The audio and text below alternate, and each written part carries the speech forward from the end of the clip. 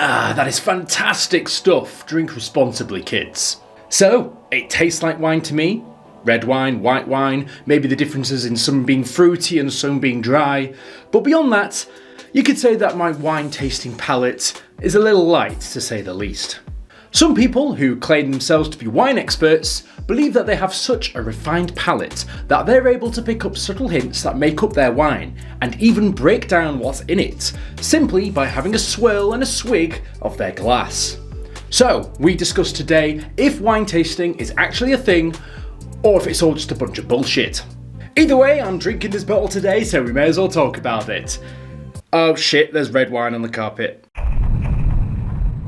It's safe to say that the average man or woman, when drinking, has a grasp of the basics of wine and can tell the difference between some surface level factors like colour, taste and other things. But a lot of people rely on the opinion of an expert to help inform them of what wine tastes good and what wine does not.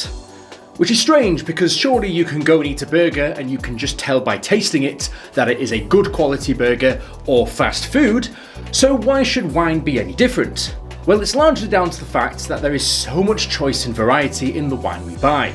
People have a hard time actually learning about wine unless you drink a bottle every night, like some sort of middle-aged housewife. Therefore, when an expert says that one bottle is expensive and luxurious and the other was pulled from the gutter, we just kind of accept it and think, you know what, this person probably knows what they're talking about.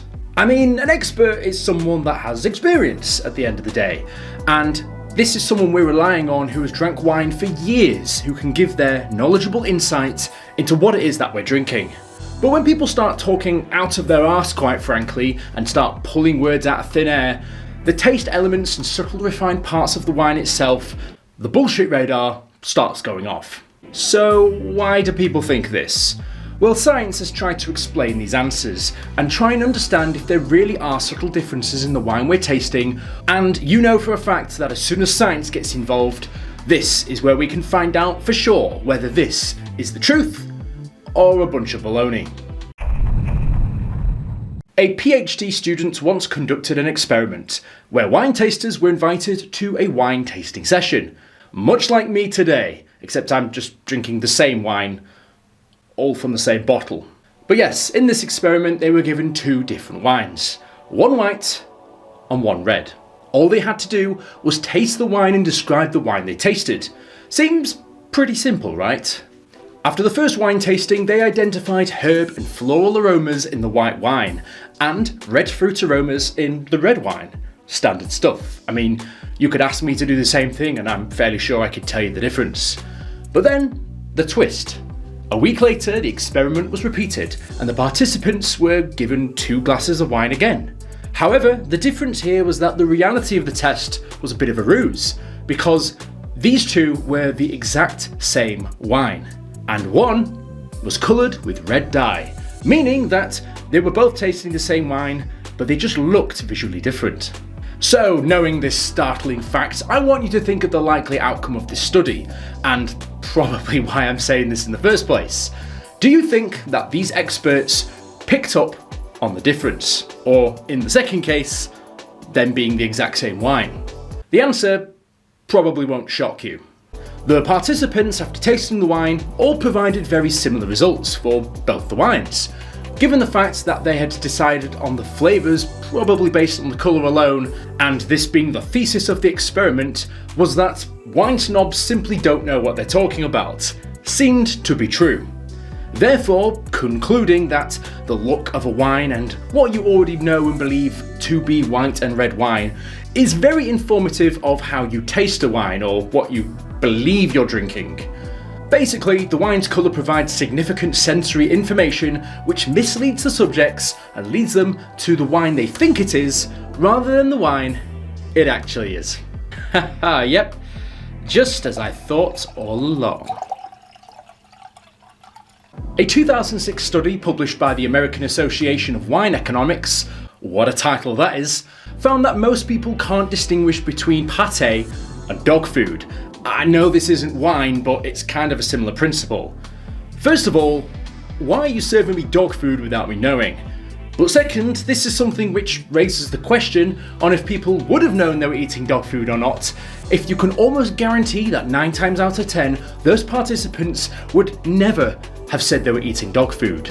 I mean, would you have even guessed it? Is that something that you would even sign up for if you were told what the experiment was beforehand?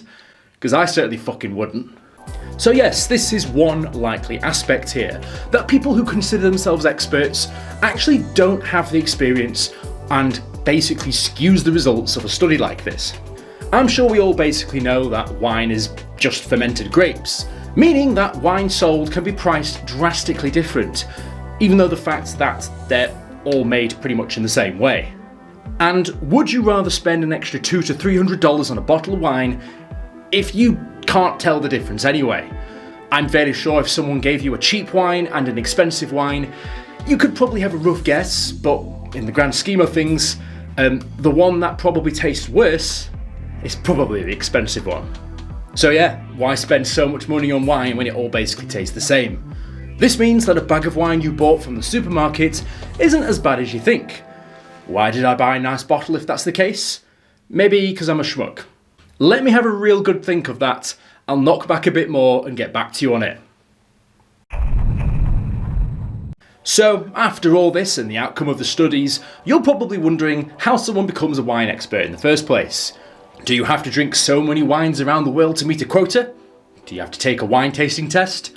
Or do you just proclaim yourself to be an expert in wine tasting? You know, off your own accord. Who knows, it might be true.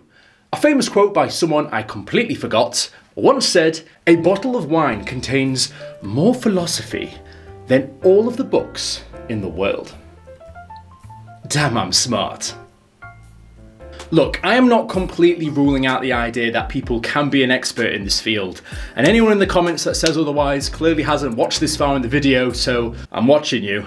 Expert winemakers can tell you a lot about the qualities of the grapes used, the climate that the grapes were grown in, and the process through blind taste alone. Yes, some people might be able to give you some intimate knowledge on wine. Its quality, its origin, the grapes used, the day it was bloody squeezed off the branch, but the reality of the situation is that it's a lot more likely to be gleaned from research around wine production and where it was grown, instead of being purely based on what's in the bottle. Another quote I found basically said that practice makes perfect. Yeah, I could have guessed that. But the quote uses a lot of language which you know is written for a pretentious wine tasting wanker, which I'm not going to spell out here. Don't get me wrong, I'm the kind of person that would happily go along to a wine tasting session, particularly if it means that I can just drink. I don't have a problem. However, the problem comes where people take it a little bit too seriously. They'll go, get the fragrances, swirl it around, and then spit it out like a camel. Those people absolutely shock me, and just drink this stuff. Out of any job career that I could possibly ever go for, I don't think that a professional wine taster is really in my wheelhouse. There's so much more to it than just drinking it. You gotta give it a pour, you gotta swirl the wine in the glass for its viscosity, you gotta give it a sniff, you gotta get those subtle smells and hints and fragrances that's lightly sipping the wine at the touch of a tip of your tongue. But the way I drink it is I just knock it back and don't ask questions, so maybe wine tasting isn't for me. I think the reality is that you can have experience drinking wine, and yes, of course, you can have an intimate knowledge of wine, but that, at the end of the day, is we're all human. And there are so many more factors at play than simply being able to taste a wine and then tell you where it bloody came from. Yes, there are so many factors at play here that could completely cloud our judgment, and meaning that of course we're never going to be 100% accurate. I think that's the most PC conclusion I could have ever thought of for a video of this topic, not to offend all the wine connoisseurs around the world, because those pitchforks are pretty pointy. Sure, I mean, I could stick to the cheap stuff, and I might not get all the fine qualities and tastes that some other wine will give me.